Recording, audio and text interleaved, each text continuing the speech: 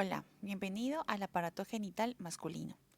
El sistema reproductor masculino está formado por un conjunto de órganos, dos glándulas, los testículos, que elaboran una serie de hormonas y el semen, una serie de conductos, las vías espermáticas. Los órganos genitales masculinos se dividen en dos, en los internos y externos. En internos encontramos testículos, conductos excretores, deferentes, vesículas seminales y la próstata, mientras que en los externos está el pene y la uretra. Vamos a ver cada uno de ellos. Los testículos son órganos pares, glandulares, que están alojados en el escroto.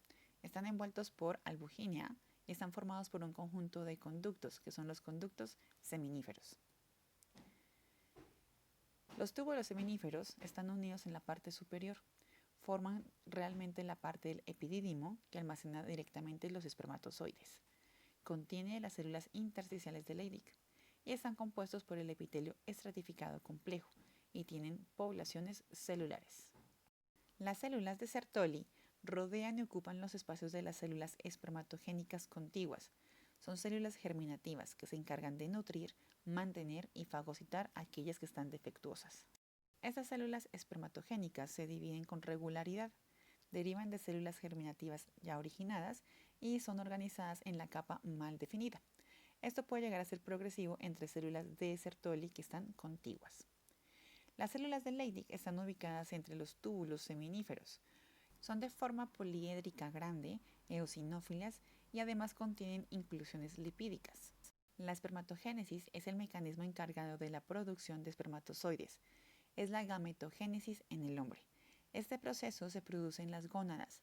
La espermatogénesis tiene una duración aproximada de 62 a 75 días en la especie humana y se extiende desde la adolescencia y durante toda la vida del varón. La formación de los espermatozoides comienza alrededor del día de 24 del desarrollo embrionario en el saco vitelino. Aquí se producen unas 100 células germinales que emigran hacia los esbozos de los órganos genitales. Alrededor de la cuarta semana ya se acumulan alrededor de 4.000 de estas células germinales. Los testículos, para poder producir espermatozoides, tendrán que esperar hasta la pubertad, cuando estén suficientemente desarrollados. La ovogénesis se inicia en la mujer al tercer mes del desarrollo intrauterino. En el hombre, la espermatogénesis cuando éste alcanza la pubertad. En la ovogénesis se produce solo un gameto funcional. Al contrario, en la espermatogénesis se producen 4. La espermatogénesis en la especie humana comienza cuando las células germinales de los túbulos seminíferos de los testículos se multiplican. Se forman unas células llamadas espermatogonias. Cuando el individuo alcanza la madurez sexual, las espermatogonias aumentan de tamaño y se transforman en espermatocitos de primer orden. En estas células se produce la meiosis. La meiosis 1 dará lugar a dos espermatocitos de segundo orden y tras la meiosis 2 resultarán 4 espermátidas. Gracias a la meiosis de una célula diploide surgen 4 células haploides llamados gametos. Durante el eyaculado se produce una elevada pérdida de espermatozoides, junto con un número bastante elevado de espermatozoides mal formados. De toda la capacidad espermatogénica potencial del testículo, tan solo un 25% consigue tener capacidad suficiente y ser apto para la fecundación. El espermatozoide es la célula reproductora sexual masculina. Es una célula haploide, por lo que solo contiene 23 cromosomas. Los espermatozoides constan de 3 regiones: cabeza, segmento intermedio, cola. La cabeza contiene el núcleo haploide cubierto por el acrosoma y un par de centriolos detrás del núcleo. El acrosoma contiene enzimas como la hialuronidasa y la acrosina que facilitan la penetración del espermatozoide al ovocito. El segmento intermedio o cuerpo es la región que une la cabeza con la cola y que contiene la carga mitocondrial que provee la energía necesaria, ATP, para la movilidad del espermatozoide. La cola, o también llamado flagelo, da la movilidad al espermatozoide. Durante la eyaculación, los espermatozoides son liberados del epidídimo, donde se almacenan a través del conducto deferente y se mezclan con las secreciones de la próstata y otras glándulas para conformar el semen. El epidídimo contiene conductillos deferentes y un conducto del epidídimo. Forma tiene de semiluna y está revestido por el epitelio pseudoestratificado. Estas están contenidas por células basales y células epididimarias. El conducto deferente mide aproximadamente entre 50 y 60 centímetros de largo. Está localizado después del epidídimo y posee una dilatación, 3 capas musculares gruesas que lo llevan hacia el conducto eyaculador. El conducto eyaculador es un conducto deferente que una vez que está en la cavidad abdominal cruza el uréter correspondiente y pasa por debajo de la cara inferior de la vejiga. Este se une al conducto que procede de la vesícula seminal y formado por el conducto eyaculador. En su recorrido atraviesa la próstata y desemboca en la uretra. Este permite la mezcla de fluido y secreción de vesículas seminales y forman el semen. Conduce la secreción testicular y posteriormente el semen. El semen es un líquido viscoso y blanquecino que empieza a producirse durante la pubertad. La eyaculación son aquellos movimientos rítmicos musculares que impulsan el esperma hacia adelante y tiene como funcionalidad facilitar la llegada de los espermatozoides hasta el óvulo con el fin de fecundar. Del integral líquido eyaculado, entre el 1 y el 2% corresponde propiamente a los espermatozoides y otras células provenientes de los testículos. El resto del volumen son secreciones de la próstata, vesículas seminales, glándulas de Cooper y de Litter, y finalmente del epidídimo. Otras pueden llegar a ser creando la parte líquida del semen y el plasma seminal. Cada una de estas glándulas que interviene en la composición del plasma seminal del semen segrega un líquido con una determinada función, ya sea lubricar, nutrir a los espermatozoides, protegerlos de las sustancias con capacidad oxidante que pueden afectar el ADN espermático. Tiene consistencia de coágulo debido a la facilidad de solidificación que posee gracias al fosfato de espermina y otras proteínas similares al fibrinógeno. Promedio de volumen de semen en una eyaculación puede llegar a ser entre 1.5 y 5 mililitros, dependiendo mucho de la abstinencia sexual previa que haya tenido el varón. Su olor es variable en cada uno de los individuos y su función es de múltiples factores. El color de semen es normalmente blancuzco o levemente amarillento por las flavinas provenientes de la vesícula seminal, pero menos del 10% del volumen del semen de una eyaculación corresponde a los espermatozoides. La densidad normal de los espermatozoides en el semen varía de 50 a 150 millones por mililitro, por lo que cada eyaculación contiene entre 20 a 150 millones de espermatozoides por milímetro cúbico. Para que se produzca la fecundación del óvulo, el semen debe contener más de 20 millones de espermatozoides por mililitro. En condiciones adecuadas y debido a la composición del semen, los espermatozoides pueden permanecer vivos fuera del organismo durante varios días, cuando el semen se conserva mediante técnicas de laboratorio. En el tracto genital femenino, esta supervivencia es mucho mayor, pudiendo haber espermatozoides móviles al final de las trompas de falopio varios días después de la eyaculación. La uretra. La uretra masculina es un tubo muscular que transporta la orina y el semen hasta el orificio externo de la uretra o meato uretral. Está localizado en el extremo del glande. Con propósitos descriptivos, la uretra masculina se divide en 3 partes: uretra prostática, la membranosa y la esponjosa. La uretra prostática contiene unos 3 centímetros de longitud y comienza en el orificio interno de la uretra, en el trígono de la vejiga. Desciende a través de la glándula prostática y en su pared posterior desembocan los conductos de la glándula prostática y los conductos eyaculadores. La uretra membranosa es la porción más corta de la uretra con 1 centímetro de longitud aproximadamente. Está rodeada por el esfínter uretral y a cada lado se encuentra una glándula bulbouretral. La uretra esponjosa es la porción más larga de la uretra con unos 15 centímetros de longitud y atraviesa toda la longitud del pene. Termina en el orificio externo de la uretra que comunica con el exterior y es la porción más estrecha y menos distensible de la uretra, con un diámetro aproximado de unos 5 milímetros. En la parte superior de esta uretra desembocan los conductos de las glándulas bulbouretrales. Las vesículas seminales son 2 largos tubos de unos 15 centímetros de longitud que están enrollados y forman una estructura ovalada en la base de la vejiga, por delante del recto. Sería más apropiado llamarlas glándulas seminales, ya que producen una secreción espesa y alcalina que contiene fructosa, prostaglandinas y diversas proteínas que se mezclan con el esperma a medida que éste pasa a lo largo de los conductos eyaculadores. El conducto de cada vesícula seminal se une con el conducto deferente de su lado para formar el conducto eyaculador. Los conductos eyaculadores, cada uno de los dos conductos es un tubo delgado, mide de 2 a 2.5 centímetros de longitud y se forma cerca del cuello de la vejiga por la unión del conducto de la vesícula seminal y el conducto deferente de su lado. Ambos conductos eyaculadores viajan juntos a medida que pasa a través de la próstata y van a desembocar en la uretra prostática, en donde expulsan el semen inmediatamente antes de que sea expulsado al exterior de la uretra.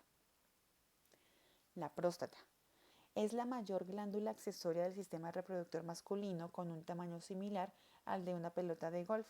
Se sitúa en la pelvis por debajo de la vejiga urinaria y por detrás de la sínfisis del pubis. Está rodeada por la primera porción de la uretra, que por ello se llama uretra prostática. Crece lentamente desde el nacimiento hasta la pubertad, luego se expande hasta los 30 años y permanece estable hasta los 45 años. A partir de esa edad puede agrandarse y ocasionar molestias. La uretra prostática y los conductos eyaculadores pasan a través de la próstata dividiéndola en lóbulos. Existen de 20 a 30 conductillos prostáticos que desembocan en la pared posterior de la uretra prostática, ya que la mayor parte del tejido glandular se localiza posterior y lateral a la uretra prostática y por esos conductos se descarga la secreción prostática hacia la uretra y se añade el líquido seminal. El líquido prostático es lechoso y levemente ácido y contiene ácido cítrico, enzimas proteolíticas y sustancias antibióticas que contribuyen a disminuir el crecimiento de bacterias en el semen y el aparato reproductor femenino. Las glándulas bulbouretrales son dos y tienen el tamaño de un guisante. También reciben el nombre de glándulas de Cooper. Se encuentran debajo de la próstata, posterolateral en relación a la uretra membranosa. Sus conductos pueden llegar a medir entre 2 y 3 centímetros. Se abren en la porción superior de la uretra esponjosa. Durante la excitación sexual, secretan un líquido alcalino al interior de la uretra que protege a los espermatozoides, neutralizando la acidez de la uretra y moco que lubrica el extremo del pene y las paredes de la uretra, disminuyendo el número de espermatozoides que resultan dañados por la eyaculación. El pene es el órgano de la copulación en el hombre. Sirve de salida común para la orina y el semen o líquido seminal. Consiste en un cuerpo y una raíz. El cuerpo del pene es la parte pendular libre, cubierta por piel muy fina, de color oscuro y poco adherida. Está compuesto por 3 cuerpos cilíndricos de tejido cavernoso eréctil, encerrados en una cápsula fibrosa. Dos de esos cuerpos eréctiles, que son los cuerpos cavernosos, están situados en ambos lados del pene, en la parte posterior del órgano. El otro, que también es eréctil, es el cuerpo esponjoso. Se encuentra anteriormente en el pene, en el plano medio. Este contiene la uretra esponjosa y la mantiene abierta durante la eyaculación. El dorso del pene se encuentra en posición anterior cuando el pene está flácido y su superficie anterior mira hacia atrás. Los cuerpos cavernosos están fusionados uno con otro. En el plano medio y en la parte posterior se separan y forman los 2 pilares que sostienen el cuerpo esponjoso que se encuentra entre ellos. Mientras que la raíz del pene es la parte superior de sujeción del pene y contiene los 2 pilares que se insertan a cada lado del arco púbico. Cada pilar del pene está rodeado por un músculo isquiocavernoso.